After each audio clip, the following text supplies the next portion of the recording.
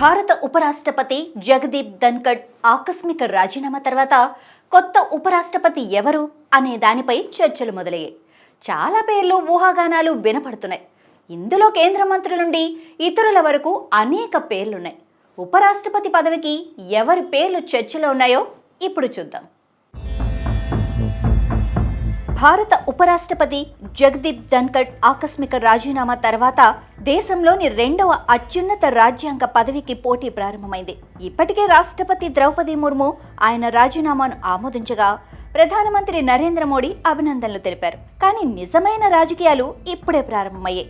నిబంధనల ప్రకారం ధన్కడ్ రాజీనామా తర్వాత 60 రోజుల్లోపు ఉపరాష్ట్రపతి పదవికి ఎన్నిక తప్పనిసరిగా జరగాల్సి ఉండగా అదే సమయంలో బీహార్ అసెంబ్లీ ఎన్నికలు కూడా రానున్నందున ఈ ఎన్నికను రాజ్యాంగ ప్రక్రియగా మాత్రమే కాకుండా బీహార్ ఎన్నికల వ్యూహం కోణం నుండి కూడా చూస్తున్నారు. గత దశాబ్దంలో బీజేపీ ప్రభుత్వం రాబోయే ఎన్నికలను దృష్టిలో ఉంచుకొని కీలకమైన రాజ్యాంగ పదవులకు నియామకాలు చేయగా ఇప్పుడు ఈ అవకాశం కూడా అందుకు మినహాయింపుగా అనిపించడం లేదు.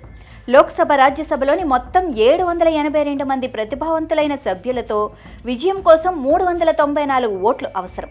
అయితే బీజేపీ నేతృత్వంలోని ఎన్డీఏకు ప్రస్తుతం లోక్సభలో 293 మంది ఎంపీలు, రాజ్యసభలో 129 మంది ఎంపీల మద్దతు ఉంది. అంటే లెక్కల ప్రకారం ఎన్డీఏకు స్పష్టమైన మెజారిటీ ఉన్నా ఇందులో మిత్రపక్షాల పాత్ర నిర్ణయాత్మకంగా ఉంటుంది. జేడీయూ, టీడీపీ, శివసేన వంటి పార్టీల మద్దతును కొనసాగించడం అవసరం. బీహార్ అసెంబ్లీ ఎన్నికలను దృష్టిలో ఉంచుకుని ఉపరాష్ట్రపతి పదవికి ఎవరిని నిలబెడితే బాగుంటుంది అన్న చర్చ మొదలవగా ఇక రేసులో ఉన్న పేర్లలో ఓ లిస్టు కూడా రెడీ అయినట్లుగా తెలుస్తోంది. రాజ్యసభ డిప్యూటీ చైర్మన్ గా ఉండటంతో పాటు జేడీయూ నుండి ఎంపీగా ఉన్న కర్పూరి ఠాకూర్ కుమారుడు రామ్నాథ్ ఠాకూర్ పేరు ప్రముఖంగా వినిపిస్తోంది. ఈయనకు రాజ్యసభ నిర్వహణలో కూడా అనుభవం ఉంది. కానీ ఆయన తండ్రి ఇటీవల భారతరత్న అందుకోవడంతో బీజేపీ ఒకే కుటుంబాన్ని మళ్లీ ప్రోత్సహించే అవకాశం లేదు. ఆ పార్టీ అంతర్గత రాజకీయాల్లో జేపీ నడ్డా, నిర్మలా సీతారామన్, నితిన్ గడ్కరీ, మనోజ్ సిన్హా, వసుంధర రాజే వంటి వారి పేర్లు చర్చకు వస్తున్నాయి. కానీ ఈ పేర్లు రాజకీయ సమీకరణాలను సమతుల్యం చేయలేకపోతున్నాయి.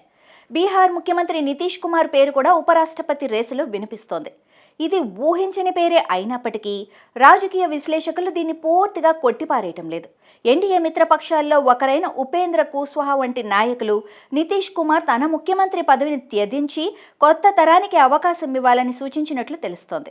ఇదే సమయంలో కేంద్ర మంత్రి చిరాగ్ పాస్వాన్ బీహార్ ఎన్నికల్లో పోటీ చేస్తారని ప్రకటించగా జనతాదళ్ నాయకుడైన నితీష్ బీహార్ రాజకీయాల్లో దీర్ఘకాలంగా కీలక పాత్ర పోషిస్తున్నారు.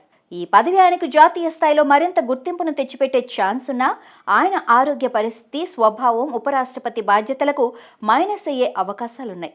ఢిల్లీ లెఫ్టినెంట్ గవర్నర్ వీకే సక్సేనా పేరు కూడా ఈ రేసులో ఉంది. గత 3 ఏళ్లుగా ఢిల్లీలో ఆయన చేసిన కృషి, ముఖ్యంగా ఆమ్ ఆద్మీ పార్టీ ప్రభుత్వంతో రాజకీయ ఘర్షణలు ఆయన వార్తల్లో నిలిపాయి. ఢిల్లీ జల్ బోర్డు నిర్ణయాల నుంచి నియామకాల వరకు సక్సేనా ఆప్ ప్రభుత్వానికి సవాళ్లు విసిరారు. ఈ చర్యలు ఆమ్ ఆద్మీ పార్టీ అధినేత అరవింద్ కేజ్రీవాల్కు ప్రతిష్టాత్మకంగా మారాయి. కార్పొరేట్ నేపథ్యం నుంచి వచ్చిన సక్సేనా రాజకీయ అనుభవంతో పాటు పరిపాలనా నైపుణ్యాన్ని కలిగి ఉన్నారు. జమ్మూ కాశ్మీర్ లెఫ్టినెంట్ గవర్నర్ మనోజ్ సిన్హా కూడా ఈ రేసులో ఒక ప్రముఖ అభ్యర్థిగా ఉన్నారు. ఆగస్టు 6, 2025న ఈయన 5 ఏళ్ల పదవీకాలం ముగియనుండగా ఈ సమయంలో ఉపరాష్ట్రపతి పదవి ఆయనకు సరైన అవకాశంగా కనిపిస్తోంది.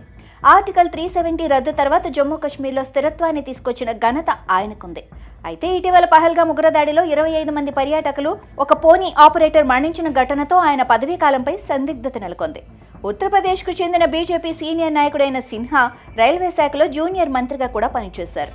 ఆయన అనుభవం ఈ పదవికి బలం చేకూరుస్తుందని పలువురు భావిస్తున్నారు. మరోవైపు వైస్ ప్రెసిడెంట్ విషయంలో నితీష్ కుమార్ కాదనుకుంటే సౌత్ ఇండియా వ్యక్తిని బీజేపీ తెరపైకి తీసుకొచ్చే అవకాశాలున్నట్లు తెలుస్తోంది. తమిళనాడు, కేరళలో త్వరలో అసెంబ్లీ ఎన్నికలు జరగనున్న నేపథ్యంలో ఈ రాష్ట్రాల్లో అధికారంలోకి వచ్చేలా పార్టీ పావులు కదుపుతోంది. ఈ క్రమంలోనే బీజేపీతో సన్నిహితంగా ఉంటున్న కాంగ్రెస్ ఎంపీ శశి థరూర్ను ఉపరాష్ట్రపతిగా పంపే అవకాశాలు లేకపోలేదన్న అభిప్రాయాలు వినిపిస్తున్నాయి. అలాగే ప్రస్తుతం ఎన్డీఏ కూటమిలో కీలకంగా ఉన్న AP deputy CM Pawan Kalyan సోదరుడు, ప్రముఖ తెలుగు యాక్టర్ చిరంజీవి పేరు సైతం ఈ రేసులో వినిపిస్తోంది. మరోవైపు త్వరలో బీజేపీకి జాతీయ అధ్యక్షుడి ఎంపిక జరగాల్సి ఉండటంతో ఉపరాష్ట్రపతి పదవి దక్షిణాదికి చెందిన వ్యక్తికిచ్చి పార్టీ అధ్యక్ష పదవిని నార్త్ ఇండియన్ నేతకు ఇవ్వాలని యోచిస్తున్నట్లుగా టాక్ వినిపిస్తోంది. ఉపరాష్ట్రపతి ఎన్నిక ఎన్డీఏకు ఒక అవకాశంగా ఉన్నప్పటికీ ప్రతిపక్షాలకు కూడా ఇది ఒక రాజకీయ పరీక్షగా మారనుంది. ప్రతిపక్ష ఇండియా కూటమికి 150 ఓట్లు మాత్రమే ఉన్నాయి.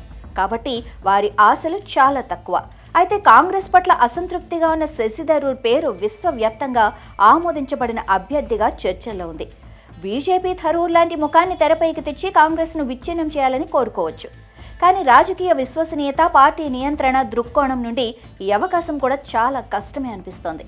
చూడాలి మరి ఎవరిని ఈ అత్యున్నత పదవి వరిస్తుందో.